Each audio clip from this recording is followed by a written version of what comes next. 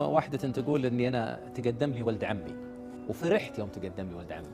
تقول وبيني وبين نفسي ودي انه هي تقدم لي صراحة.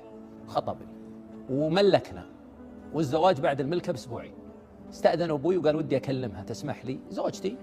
تقول كلمني سلم علي وسولف معي وقال تراني مجهز لك مفاجأة في اول ليلة من زواجنا بتشوفين مفاجأة عظيمة.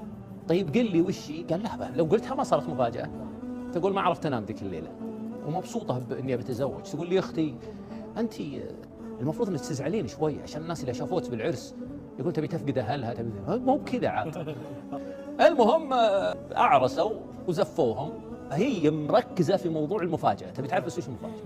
أول ما دخلوا وسلم عليها وهناها بالزواج وصلوا وما كتب الله لهم قال شيلي ملابس العرس وشوفي اللحم في المطبخ.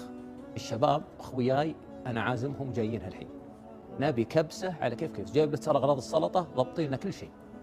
أنت صادق؟ قال لي أنا صادق. قالت هذه ليلة عرسي. قال ليلة عرسك أنا مالي عليه تمر. قالت لا بس هذا عرسي ذا ليلة عرسي أنا أطبخ وأنفخ في ليلة عرسي. قال إذا بتطيعيني نفذي ما أنت بطايع بكيفك. تقول قلت في نفسي وش ذا الورطة اللي أنا تورطتها أنا خابرته تكانة وخابرته كويس وراها اختلف. تقول رحت للمطبخ وزينت كبست لي كبسه وقطعت السلطه وضبطت اموره وجو اخوياه وقلطهم وقلطوا واخذ العشاء وشوي زينين الشاهي وزينت الشاهي ثم رحت لغرفتي وقعدت. تقول شوي ودعهم ودخل علي. تقول دخل علي وهو يبي ينفقع من الضحك. قال انا ادري انك الحين تقلبين الموضوع في راسك لكن بيض الله وجهك. تحدوني وقالوا نتحداك تطيعك في ليلة عرسها نتحداك والله ان تثبتي ان تكفوا. وتراني متحديهم هم ثلاثة من 7000 كل واحد ترى 21000.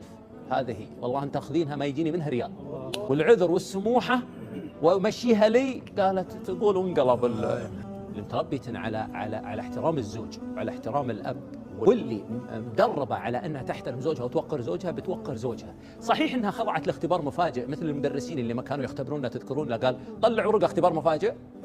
أنت متضايق في الاختبار المفاجئ لكن إذا أجبت إجابات زينة وصرت من المتميزين صار الاختبار المفاجئ بالنسبة لك حلو. هذه صار الاختبار المفاجئ لها اختبار جميل. ودنا ببناتنا يكونون على هذه الشاكلة على هذا الإحساس بالمسؤولية. بس عاد ما هو بعد ليلة العرس نقول لأخونا ذا ما هو ليلة العرس.